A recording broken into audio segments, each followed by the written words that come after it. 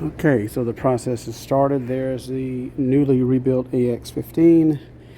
First thing we're going to do is drain the fluid out of the old one. And I'm going to use the new one to figure out what bolt size. So underneath the vehicle, you've got the, this is your fill plug up here. And the drain plug is, let's see here, is right here. That's a 13/16 socket.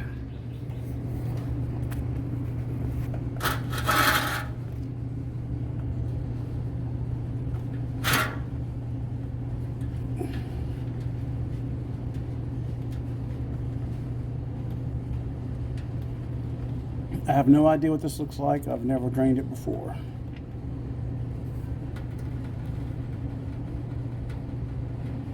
Well, that could be the problem. I don't see any fluid in it. Oh my goodness. You got to be kidding me.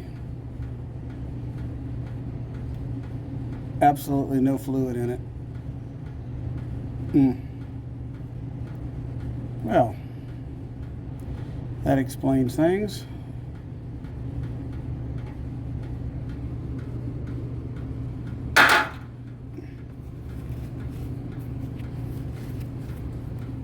All right, the next thing we're going to do is remove this drive shaft. It takes a 5/16 wrench on these little U-joint caps. There's 4 of them. Take them out, then the drive shaft should pull right out. Okay, with the drive shaft out, you want to inspect your U-joints. This one's kind of tight. It doesn't freely flow.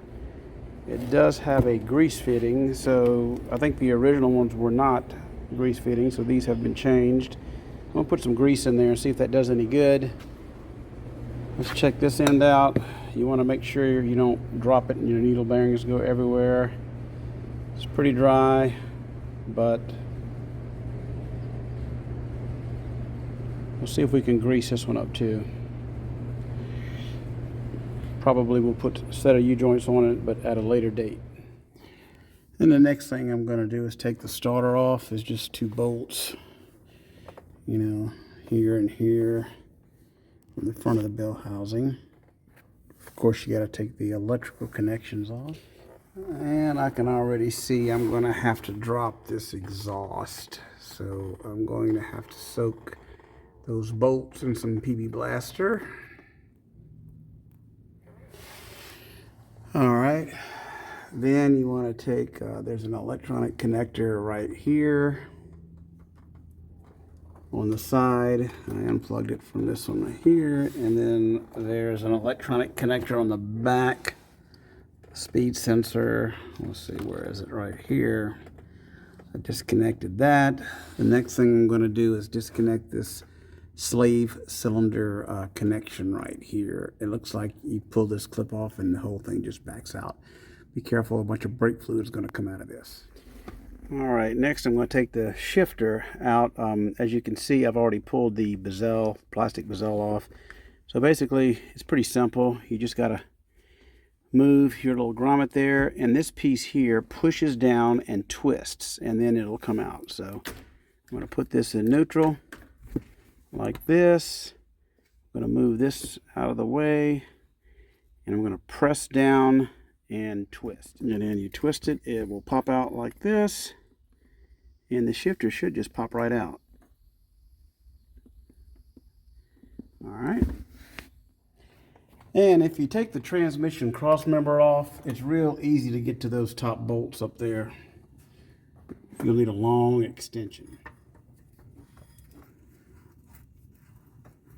All right, we're going to cut to the chase here. I'm going to give you some tips on how I got that thing out. Really, it's hard to do with one person and one hand when you're filming. So let me give you some tips. So one of the things you might not see on other channels, or you might, is take the cross member off. The cross member allows the motor to tilt down and allows you to get the top bolts off of your bell housing here. Some channels say that these AX15s have a E-Torx bolt here. Mine did not. Mine had like a, these were the bolts that were on the top here. You know, just your old regular old bolts. Were they changed out in the past? I do not know. This looks like an original transmission, but I do not know. Another tip is don't attempt to do this without a transmission jack. This is from Harbor Freight. I couldn't do it by myself, so without tip is make sure you've got your vehicle up on ramps, and the ramps need to be high enough to allow the bell housing to clear. The last thing you want to do is lower the transmission and then not be able to get it out from under. Make sure you chock your wheels, because when you take the drive shaft off, which I think you saw me do that earlier, I'm going to go ahead and replace some U-joints while I'm at it. When you take the drive shaft off, then you are no longer, the gear and the transmission obviously no longer keeping it from rolling, especially if your parking brakes do not work and these do not work. So another tip, take your starter off. Very simple, 2 bolts and 2 electrical bolts. Something you need to be careful of. So when you lower your motor, this little wire loom piece of plastic here was catching, so I removed that to keep it from, because when this back lowers, you got to be real careful not to bind anything back there. Also be careful when you lowering the back that the fan does not hit the radiator. Another thing you need to be aware of is this little wire. This one looks like a brown and yellow wire right here. This actually goes down to the oil pressure sending, no, I don't know, it's not the temperature, maybe the oil sending, anyway, some type of sending unit down there. Unplug that, otherwise it'll rip it out of your wiring. As you're lowering the transmission, just make sure nothing up here gets ripped out or bent up. You saw earlier, you need to remove the gear shift from there. And, also, I make sure that you unbolt your crankshaft sensor.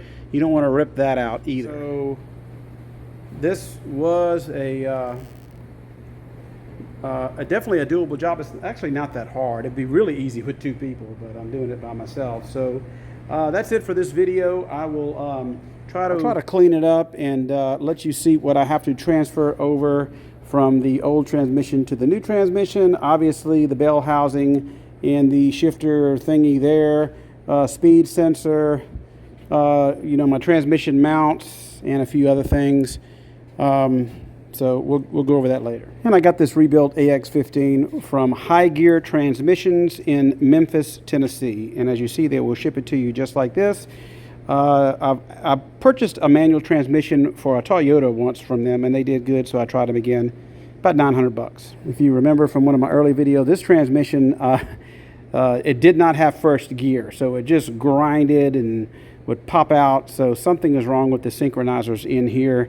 And of course, when I went to take it out, there was no fluid in it, so that's probably why. All right, that's it for this video. So I will keep working on this, and when I get the thing almost ready, I'll post another video to show you how I put it back in.